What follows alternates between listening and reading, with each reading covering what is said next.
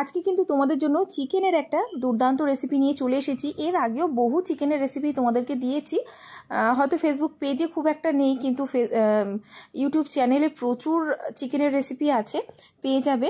তো যাই হোক, যেটা করেছি আমি প্রথমেই কিন্তু চিকেনটাকে ভালো করে ধুয়ে নিয়ে জল ঝরিয়ে নিয়েছি। নেওয়ার পরে চিকেনটাকে ম্যারিনেট করব। ম্যারিনেট করার জন্য চিকেনের মধ্যে দিয়েছি নুন, হলুদ গুঁড়ো, লাল লঙ্কা গুঁড়ো, আদা রসুন বাটা।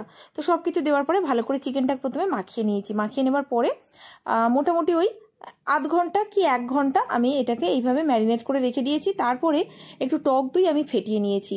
আর অন্যদিকে গ্যাসেতে একটা প্যান বসিয়েছি, হালকা গরম হওয়ার পরে একটু দিয়েছি কাসুরি মেথি, হালকা নাড়াচাড়া করেছি। মোটামুটি ওই 15 থেকে 30 সেকেন্ড রাখলেই যথেষ্ট। তো একটু ড্রাই রোস্ট হয়ে গেছে, ওটাকে তুলে রেখে দিয়েছি। এরপরে প্যানের মধ্যে দেখো তেল দিয়েছি কিছুটা। দেওয়ার পরে আমি যে ম্যারিনেট করা চিকেনটা সেটা দিয়ে একটু ভেজে নিচ্ছি। তো মিডিয়াম ফ্লেমে গ্যাসটা দিয়ে চিকেনটাকে হালকা করে ভেজে নিয়েছি। মোটামুটি চিকেনের গায়ে দাগ হলেই যথেষ্ট।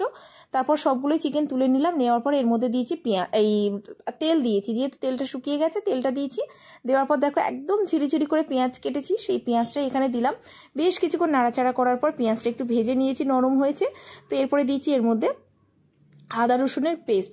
আদা রসুনটা দেওয়ার পর আবার বেশ কিছুক্ষণ নাড়াচাড়া করেছি যাতে আদা রসুনের কাঁচা গন্ধ চলে যায়। তারপর দেখো এর মধ্যে দিয়েছি টমেটো বাটা, তারপর দিচ্ছি একটু শুকনো লঙ্কা বাটা, যেটা একটুখানি জলের মধ্যে আমি ভিজিয়ে রেখেছিলাম শুকনো লঙ্কাটা। তারপরে কিন্তু সেটাকে আমি পেস্ট বানিয়ে নিয়েছি।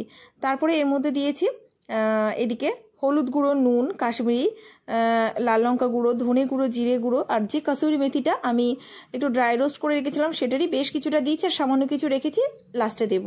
তো দেওয়ার পরে বেশ কিছুক্ষণ কিন্তু এইভাবে কষিয়েছি। এরপরে গ্যাসটাকে একটু লো করে এর মধ্যে দিয়েছি টক দই। টক দইটা দেওয়ার পরে কিন্তু আবারও আমি ভালো করে মিশিয়ে নিয়েছি। নেওয়ার পর ঢাকা দিয়ে লোতে রেখেছিলাম যাতে তেল ছেড়ে আসে।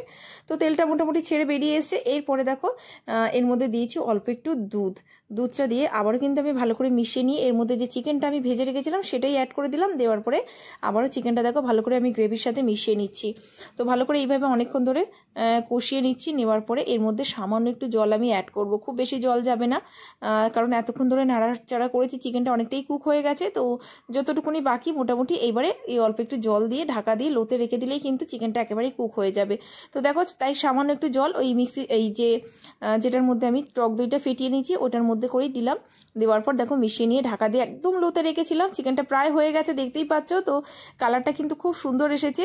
তো আমি হালকা হাতে একবার মিশিয়ে নিয়ে এর মধ্যে দিয়ে দিচ্ছি বাকি যে কসুরি মেথি একদম অল্প রেখে দিয়েছিলাম বাকি, সেটা দিয়ে দিয়েছি। একটু দিয়েছি গরম মশলা গুঁড়ো আর দিচ্ছি এর মধ্যে একটু ধনেপাতা কুচি। ব্যাস, এটা মিশিয়ে নিয়ে জাস্ট ঢাকা দিয়ে আমি 2 মিনিট রেখে দেবো গ্যাসেতে, তাহলেই কিন্তু তৈরি হয়ে যাবে চিকেনের এই রেসিপিটা। অবশ্যই কিন্তু ট্রাই করো। তো দারুণ একটা রেসিপি। এরকম অনেক রেসিপি কিন্তু তোমরা আমার চ্যানেলে পেয়ে যাবে। যারা ফেসবুক পেজ থেকে দেখছো, পেজেতেও কিন্তু প্রচুর রেসিপি পেয়ে যাবে, দেখে নিও। আর যদি ভালো লাগে তোমাদের কাছে একটাই রিকোয়েস্ট, পাশে থেকো। তো চলো আবার দেখাবে অন্য কোনো রেসিপির সাথে। ততক্ষণের জন্য টাটা।